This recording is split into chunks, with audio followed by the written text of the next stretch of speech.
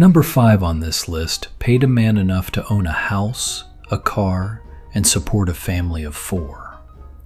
No college degree, no certification, a willingness to show up, learn the route, and do the work. That job was eliminated by a single corporate decision in 1975. The decision saved the company money. It did not save the neighborhoods. Number 3 on this list required a skill that took 2 years to develop. The people who had it earned the respect of everyone who depended on them to have it. The skill became worthless in 18 months when one company changed one policy. And number 1 was not a job. It was a relationship.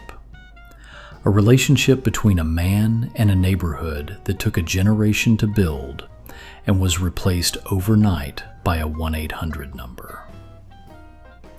6 jobs, 1 economy, 1965. Subscribe now because we're just getting started on the America worth remembering. He was at your door before 6.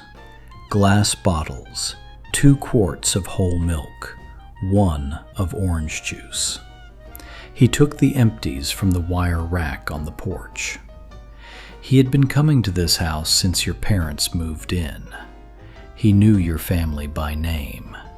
He knew when a pregnancy meant more milk. He knew when a death in the family meant the order went quiet for a week. There were more than 30,000 home milk delivery routes in the United States in 1965.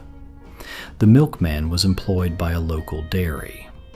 In most towns, there were 2 or 3 competing dairies, and the milkman was the face of the one your family chose. His income was steady. His route was his. He owned the relationship. Supermarket milk distribution ended home delivery not by being better, but by being cheaper.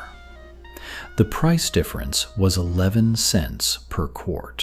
11 cents per quart multiplied by millions of households, and 30,000 routes collapsed. The last major home milk delivery operation in the United States, Oberweis Dairy, still runs limited routes in the Midwest, but employs fewer than 200 drivers where there were once tens of thousands. The glass bottle is gone. The wire rack is gone. The man who knew your family is gone. 11 cents. You picked up the phone and a voice answered. Not a menu, not a prompt, a person. She said, "Number, please." You gave her the number. She connected you. If the line was busy, she told you. If the number had changed, she often knew the new one. The Bell system employed more than 200,000 telephone operators at its peak in the mid-1960s. Almost all of them were women. The job required memory, speed, and a specific kind of calm under the pressure of multiple simultaneous connections. Experienced operators could handle 200 calls per hour. The skill was real. The respect was real. The pension was real. AT&T began automating exchanges in 1919, but the full transition away from human operators for local calls was completed by 1978. The operators were not laid off all at once. They were told their jobs would be phased out. Most were given the option to retrain for other positions. Most of those other positions also no longer exist. The last manual telephone exchange in the United States closed in Bryant Pond, Maine in 1983. The operator who worked it had been there for 31 years. He came to the house on the third Thursday of every month. He sat at the kitchen table. He drank whatever your mother offered. He collected the premium in cash, sometimes $6, sometimes $12. He wrote the amount in the policy book by hand. He knew every family on his route. He knew who had paid, who hadn't, and why. And he made decisions about the why based on 20 years of knowing the neighborhood. The debit agent, the name for this job in the insurance industry, managed a book of policies. That book was his. He built it, he inherited it, he sold it when he retired. The relationships in it were not corporate assets. They were personal ones. Metropolitan Life employed more than 30,000 debit agents in 1965. Prudential had 20,000. John Hancock had 15,000.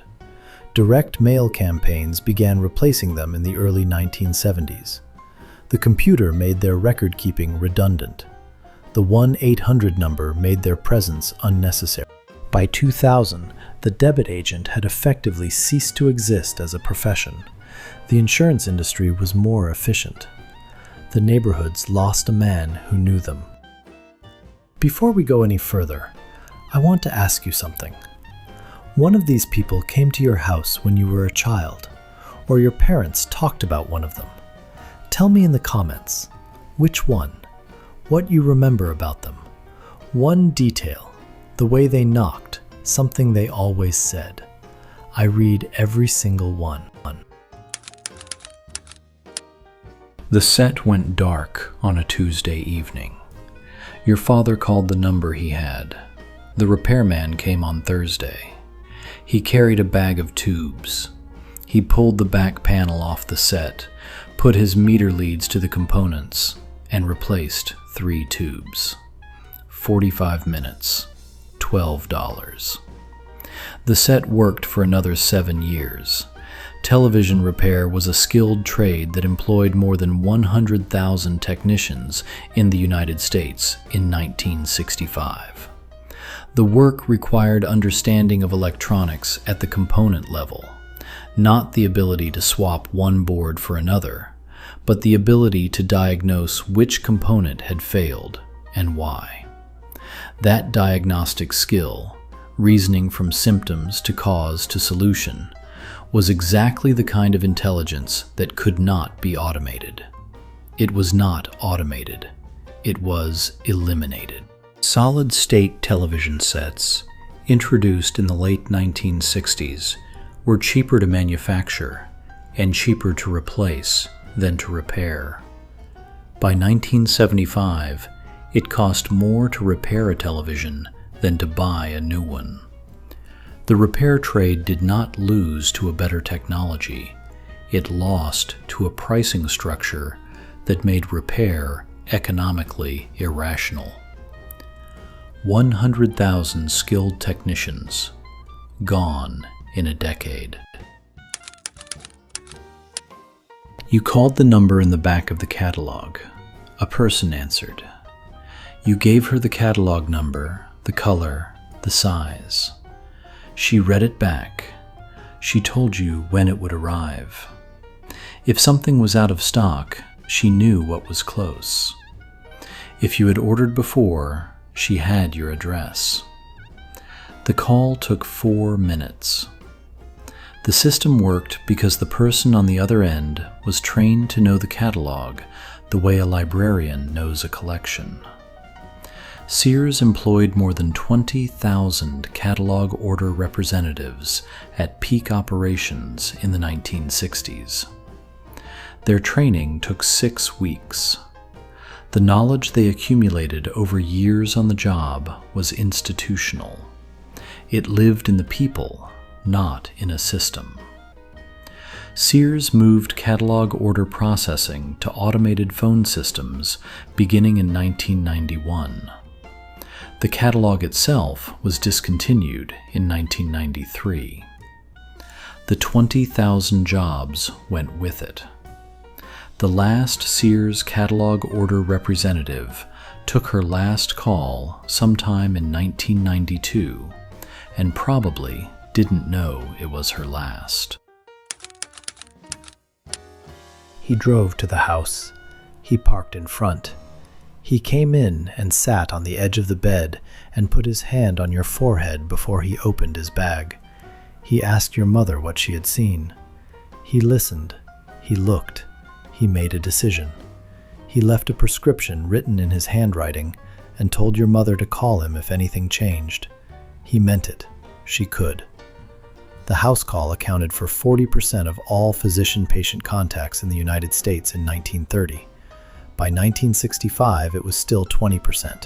By 1980, it was below 1%. The economics of medicine changed. The office visit became more efficient. The hospital became more profitable. Insurance reimbursement structures rewarded procedures, not conversations. And the doctor, the one who knew your family, who had delivered your siblings, who knew which symptoms your mother tended to underreport, was replaced by whoever happened to be scheduled that day. The relationship did not end because it stopped working.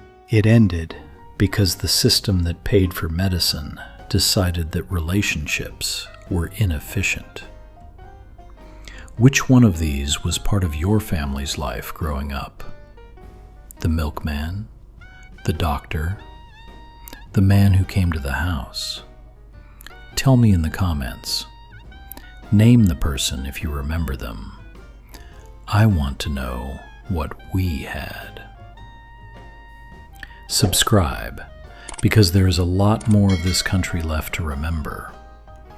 One more is right here. The rest are in the playlist below. See you in the next one.